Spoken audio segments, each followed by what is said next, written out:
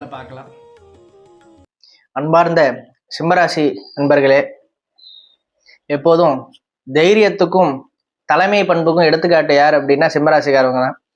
சிம்மராசிக்காரவங்க எப்படி அப்படின்னா, எதுவுமே அவங்க வந்து அந்த சிங்கம் எப்படின்னா பசிச்சாதான் வேட்டையாடுமா, பசிக்கலைன்னா எதிரில் ஏதாவது போணுச்சுன்னா வேட்டையாடாது.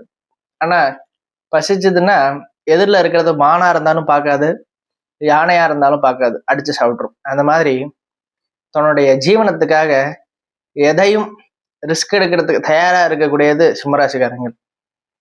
அவங்களுக்கு இந்த ஐப்பசி மாதம் எப்படி இருக்குன்னு நம்ம பார்க்கலாம். சூரியன் நீச்சமாகிறார். உங்களுடைய ராசி அதிபதி இந்த மாசம் நீச்சமாகிறார். அதை பத்தி கவலைப்பட வேண்டாம். ஏன்னா உங்களுக்கு மற்ற கிரகங்கள் எல்லாமே வலுவான அமைப்புல இருந்துட்டு இருக்கு. அதனால எல்லா விதத்திலும் நன்மையே இந்த மாதம். பயணங்கள் அதிகமா இருந்துட்டு இருக்கும். பயணங்கள் மூலியமா ஒரு இடத்துல இருந்து இன்னொன்று இடம் போய் சேல்ஸ் பண்றதா இருக்கட்டும், அதனால வரக்கூடிய நன்மைகள் இந்த மாதம் அதிகமா இருக்கும். வெளிநாட்டு பயணங்கள், அதன் மூலியம் நன்மை, அதெல்லாம் அதிக அளவுல இந்த மாதம் இருக்கும். வெளிநாட்டுக்கு முயற்சி பண்றேன் அப்படின்னா இந்த மாசம் ட்ரை பண்ணலாம். விசா கிடைக்குமா அப்படின்னா இந்த மாசம் கிடைக்கும், ட்ரை பண்ணலாம்.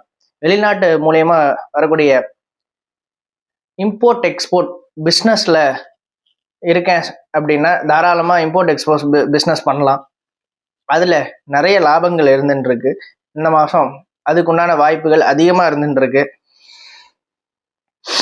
அந்நியர்கள் மூலியமா நன்மைகள் ஏற்படும்.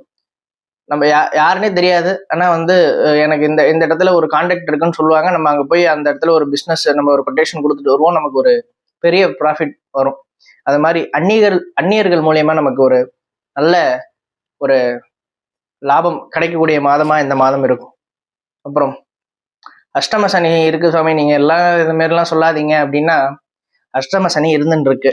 ஆனால் குரு அதை முழுசா தடுக்கிறார். அஷ்டம சனி இருக்கிறது மூலியமா குரு வந்து கடகத்துல உச்சமாகிறதுனால அஷ்டம சனியிலேருந்து இருக்கக்கூடிய மொத்த தொல்லைகளையும் நீக்கிறது. ஒரு வருஷத்துக்கு, அடுத்த ஒரு வருஷத்துக்கு எந்த விதமான பாதிப்புகளும் இல்லாம 7 நாட்டு சனியிலிருந்து விடுபட கண்டிப்பா போறீங்க. அடுத்த ஒரு வருஷத்துக்கு அஷ்டம சனியோட தாக்கங்கள் குறைஞ்சே இருக்கும். அதனால அதை பத்தின கவலைகள் இருக்க வேண்டாம்.